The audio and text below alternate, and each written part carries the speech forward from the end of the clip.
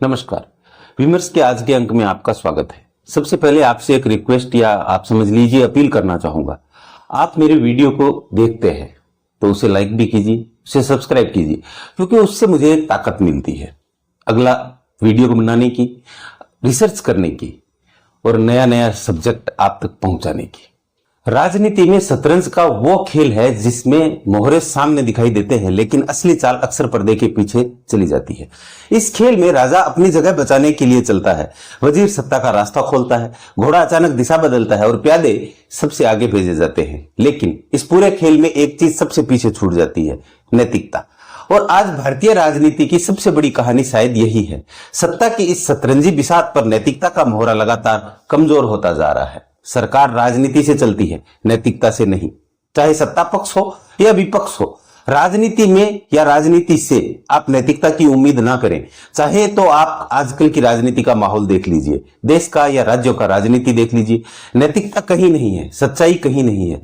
हर राजनीतिक दल और हर राजनेता वही करता है जो उसकी राजनीति के लिए सही होता है, न कि नैतिकता के परवाने पर।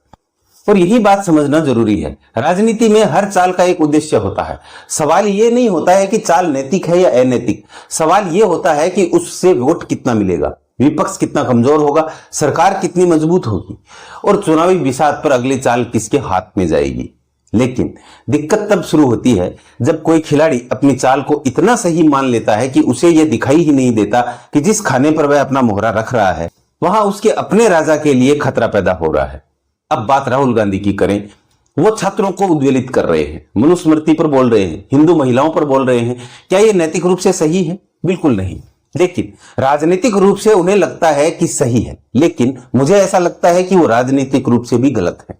क्योंकि कांग्रेस की तो बात ही क्या करें, राहुल गांधी और कांग्रेस में कोई तारतम्य नहीं है। एक तरफ राहुल गांधी लगातार अपने लिए एक अलग राजनीतिक पहचान बनाने की कोशिश करते दिखाई दे रहे हैं और दूसरी तरफ कांग्रेस संगठन की अपनी मजबूरियां हैं। ऐसे में सवाल यह है कि कांग्रेस की चाल आखिर किस दिशा में है, राजा कौन है, वजीर कौन है और प्यादे किस दिशा में बढ़ाए जा रहे हैं। बाकी राजनीतिक इतिहास की बात करें तो पिछले आजादी के बाद 75 सालों में किसी भी राजनीतिक दल या किसी भी पार्टी के किसी भी नेता ने अपने पैर जाकर जानबूझकर कुल्हाड़ी पर नहीं मारे। लेकिन आज की राजनीति में ऐसा लगता है कि कई बार राजनीतिक दल खुद ही ऐसी चाल चल देते हैं जिससे विपक्ष को हमला करने का मौका मिल जाता है।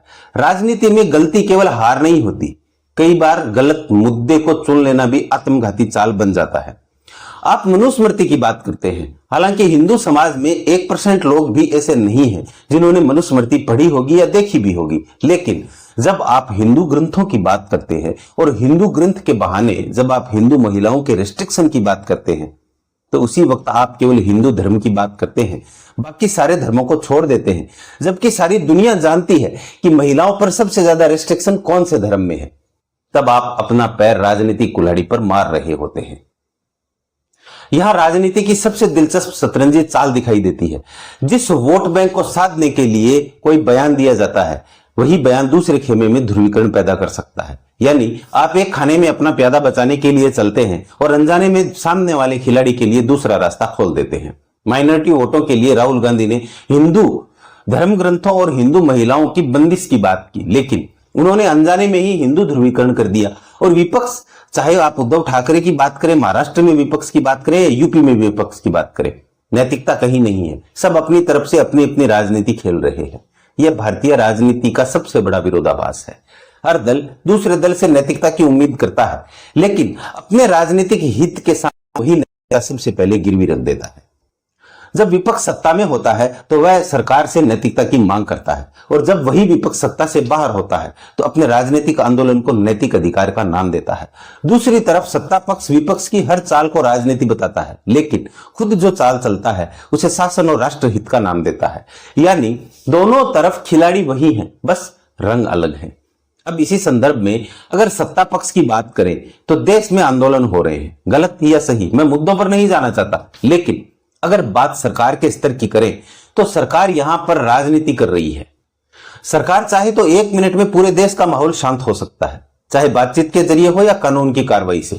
जहां जरूरत पड़े उसकी वो यूज करो, लेकिन देश का माहौल शांत करो। लेकिन सरकार नहीं चाहती कि देश का माहौल शांत हो। इसलिए चारों तरफ आंदोलन हो रहे हैं। यहाँ एक बात बहुत महत्वपूर्ण है, किसी आंदोलन का मुद्दा सही है या गलत, यह अलग बहस है, लेकिन एक सरकार के पास बातचीत का रास्ता भी होता है और प्रशासनिक कार्रवाई का रास्ता भी।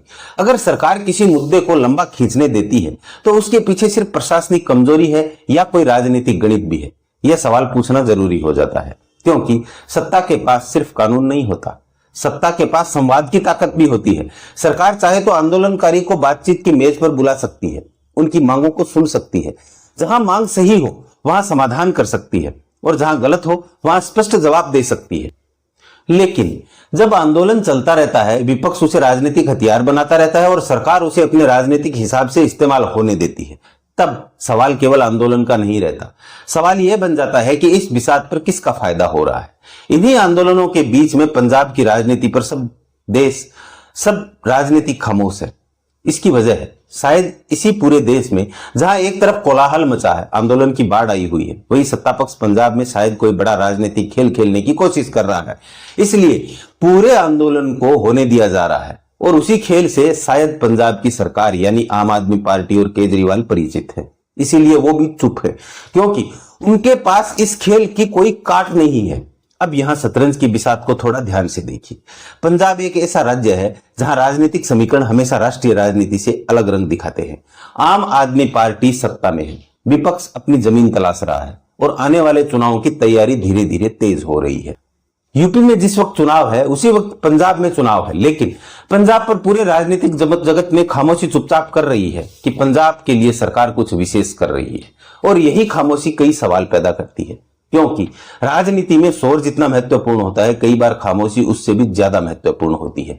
अगर देश में बाकी हिस्सों में राजनीतिक बयानबाजी तेज है, हर आंदोलन पर राजनीतिक दल बयान दे रहे हैं, हर मुद्दे पर नेता प्रेस कॉन्फ्रेंस कर रहे हैं, लेकिन किसी एक राज्य के राजनीतिक समीकरण पर अचानक खामोशी दिखाई देती है, तो राजनीतिक विश्लेषक के लिए यह खामोशी एक संकेत बन जाती है। और जहां तक बात आंदोलनों की है, जब चाहे सरकार सारे आंदोलन 1 मिनट में खत्म करवा सकती है। सरकार के पास बहुत पावर होता है, लेकिन यहां नैतिकता नहीं है, यहां राजनीति है। जहां विपक्ष अपनी राजनीति कर रहा है इन आंदोलनों के माध्यम से, वही सरकार अपनी राजनीति कर रही है इन आंदोलनों को चलने देते हुए। यानी बिसात पर दोनों तरफ से चाल चल रही है। विपक्ष आंदोलन को अपना प्यादा बना रहा है और सत्ता पक्ष उसी प्यादे की चाल से अपने लिए राजनीतिक रास्ते तलाश रहा है। लेकिन इस खेल में नुकसान किसका होगा? नुकसान जनता का होगा, क्योंकि जनता के लिए आंदोलन सिर्फ टीवी की बहस नहीं है। आंदोलन का मतलब है सड़क पर रुकावट, प्रशासन पर दबाव, सामाजिक तनाव, राजनीतिक पोलराइजेशन और आम आदमी के जीवन पर असर। इसलिए आने वाले वक्त के लिए देश के राजनीति के लिए अच्छे साइन नहीं है, क्योंकि जब राजनीति में नैतिकता का स्तर खत्म हो जाता है तो फिर राजनीति का निचला स्तर कितना नीचे जा सकता है इसका अंदाजा कोई नहीं लगा सकता। और इतिहास गवाह है कि राजनीति में नैतिकता जब कमजोर होती है तो राजनीतिक संघर्ष धीरे धीरे व्यक्तिगत संघर्ष में बदलता है, फिर विचारधारा पीछे चली जाती है और व्यक्ति आगे आ जाता है, मुद्दे पीछे चले जाते हैं और आरोप आगे आ जाते हैं, जनता पीछे चली जाती है और वोट बैंक आगे आ जाता है। भाजपा सत्ता में है तो बड़ी जिम्मेदारी उसकी थी कि नैतिकता का पालन करे, हालांकि वो कर भी रहे हैं, सार्वजनिक मंचों पर नैतिकता का पालन करते हैं। लेकिन कांग्रेस की जिम्मेदारी इस देश में भाजपा से बड़ी थी, क्योंकि उस पार्टी ने इस देश पर 70 सालों से राज किया है और वो धुआं देते हैं हर प्लेटफॉर्म पर कि हमने आजादी दिलवाई थी। इसलिए नैतिकता का पैमाना भी उन पर सबसे ज्यादा लागू होता है। और जो माहौल हम देख रहे हैं देश में राजनीति का, उसमें नैतिकता का पतन भी सबसे ज्यादा कांग्रेस ने ही किया है। और खास करके 2014 के बाद जब से मोदी सत्ता में आए और देश के प्रधानमंत्री बने, तब से कांग्रेस अपनी लाइन लेंथ भूल चुकी है। कांग्रेस के नेता हो या कांग्रेस के सर्वे सर्वा, हर सार्वजनिक प्लेटफॉर्म से वो ऐसे ऐसे बातें कह देते हैं जो हम अकेले बैठकर भी नहीं कह सकते।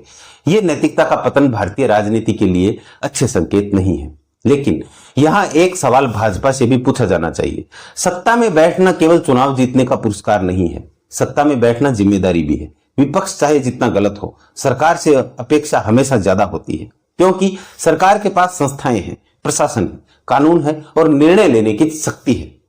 इसलिए लोकतंत्र में सबसे बड़ी ताकत यह नहीं है कि आप अपने विरोधी को कितना हरा सकते हैं, सबसे बड़ी ताकत यह है कि आप अपने विरोधी को कितना बोलने दे सकते हैं, जनता की नाराजगी को कितना सुन सकते हैं और असहमति को कितना लोकतांत्रिक तरीके से संभाल सकते हैं। लेकिन विपक्ष को भी यह समझना होगा कि लोकतंत्र का मतलब केवल सरकार का विरोध करना नहीं है, लोकतंत्र का मतलब जनता के सामने जिम्मेदारी का विकल्प बनना भी है। अगर विपक्ष हर आंदोलन में राजनीति खोजेगा, हर बयान को चुनावी हथियार बनाएगा और हर संवेदनशील मुद्दे को वोट बैंक की नजर से देखेगा, तो वह सरकार से चुनौती देने के बजाय खुद को अपने राजनीतिक आधार को कमजोर करेगा। राहुल गांधी के सामने भी यही चुनौती है। उन्हें तय करना होगा कि केवल भाजपा विरोध की राजनीति करेंगे या कांग्रेस के लिए एक सकारात्मक राजनीतिक मॉडल भी बनाएंगे, क्योंकि सिर्फ भाजपा को हराने से कांग्रेस मजबूत नहीं होगी। कांग्रेस तब मजबूत होगी जब जनता को लगेगा कि उसके पास भाजपा के सामने एक विश्वसनीय विकल्प है। और यही वह जगह है जहां शतरंज का असली खेल शुरू होता है। शतरंज में जीत सिर्फ राजा को मारने से नहीं मिलती, जीत उस खिलाड़ी की होती है जो पूरी बिसात को पढ़ता है, जो सामने वाले की चाल के साथ अपनी अगली 3 चालों को भी देखता है। भारतीय राजनीति में भी आज यही कमी दिखाई देती है। नेता आज की सुर्खियां तो देख रहे हैं, लेकिन कल के राजनीतिक परिणामों को शायद नहीं देख रहे हैं।